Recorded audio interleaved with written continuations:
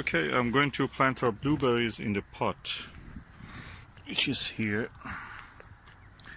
And for making a Ericaceous compost, you can buy it either or make it yourself. So I have this compost from the little Aldi, and this is exactly like a home compost. It has wood chip and other things. I have the pine needle, conifer needles, and the wood chips of the conifer here. I have sharp sand, and this compost also has garden soil. So I mix them now together. I've cut a few more of these conifer leaves. This needs to be acidic. Eventually it will go pH neutral, but in 7. But when it decomposes. But during that process, it will decrease the pH and bring it down to 5, 6, around that pH. That will be slightly acidic. It's good for the blueberries and azalea and such things. And so the main component of it is of course sand and organic matter. Any organic matter, you know that they are made of the amino acids. Practically, they're acids. Any protein and anything, any wood material, especially this conifer material, is full of this. So we need to mix it. I don't have perlite, so I suppose this can replace the perlite and this. If I find a perlite, just for adding bulk, making it more drainable. So I think that is enough for that. Wood chip and everything is just the same as perlite. It adds also acidity to the soil. Eventually they will decompose, bring down the acidity of the compost, and then after that it will go back to neutral 7. But until then the plant has grown. And remember, watering with the rainwater is the best, or if you have a very soft water like mountain water, spring water, that is the best.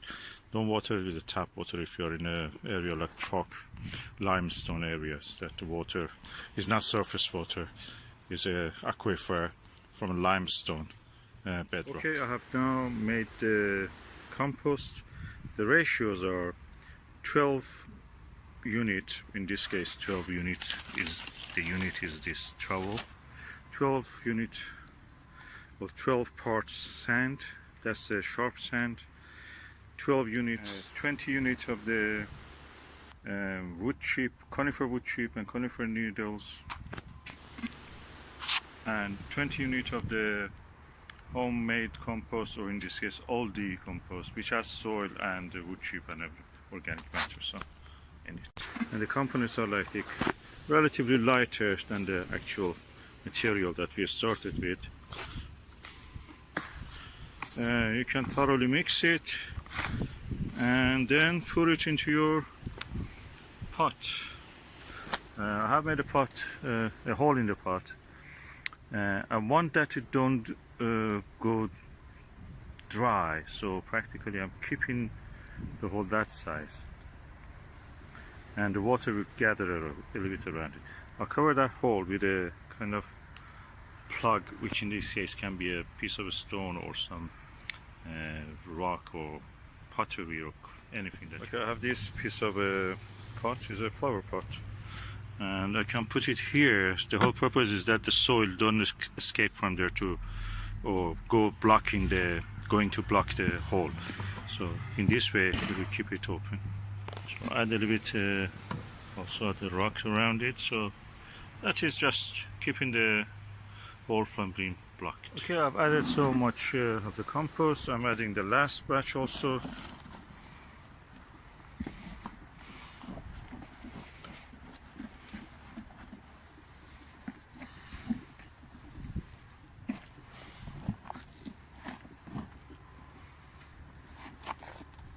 Yep, done.